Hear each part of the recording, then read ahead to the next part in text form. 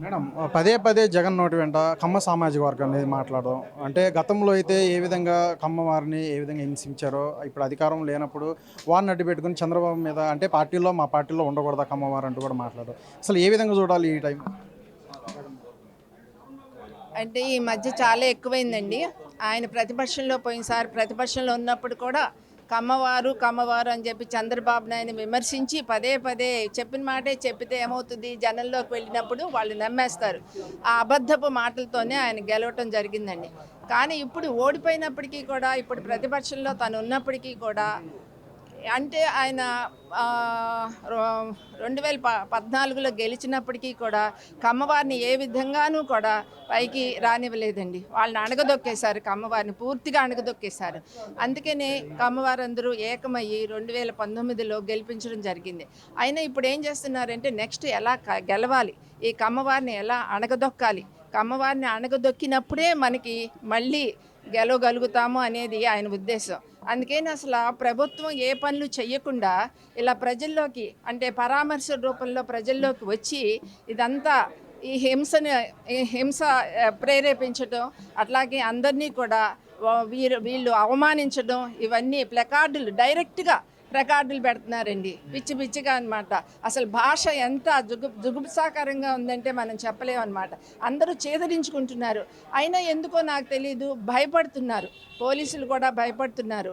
అసలు అంత డైరెక్ట్గా ప్రజల్లోకి వచ్చి వాళ్ళు నరుకుతాం, పొడుస్తాం, నరికేస్తాం అన్నా కూడా అసలు ఎందుకని పోలీసులు ఊరుకొని అక్కడికక్కడే ఎందుకు వాళ్ళని అరెస్ట్ చేయటం లేదు?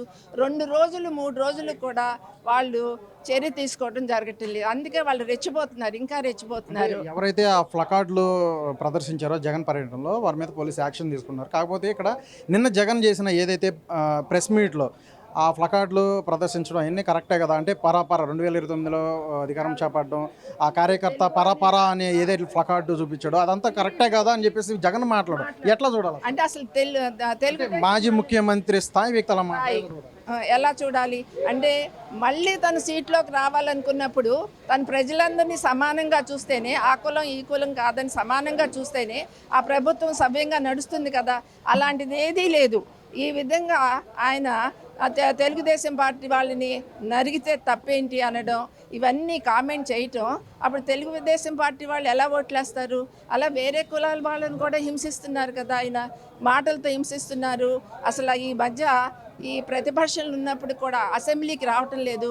వైకాపా కార్యకర్తలకి ఏం కావాలి, మనం అసెంబ్లీకి వెళ్ళి వాళ్ళ తరఫున మాట్లాడదాము అనేటువంటి ఇది కూడా ఆయనకి లేదు. అలాంటప్పుడు 2029లో ఆయన అసలు ఎలా గెలుస్తారు అనుకుంటున్నారు?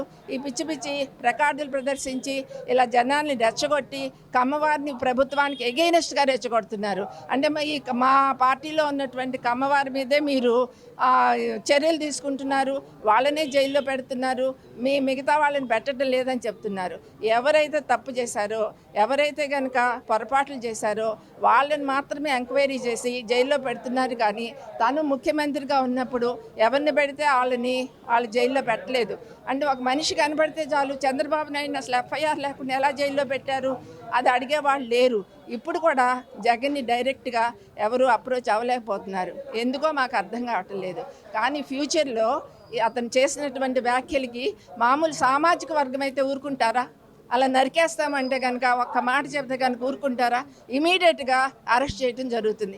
మరి ఎందుకు జగన్ అరెస్ట్ చేయరు? ఎందుకు ఊరుకుంటున్నారు?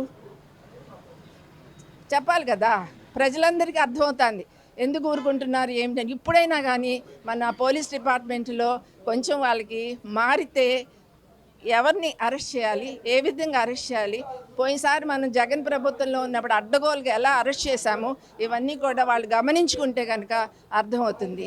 అది నా విజ్ఞప్తి. అందుకని డైరెక్ట్గా వాళ్ళు ప్రజల్లోకి వచ్చి ఆ విధంగా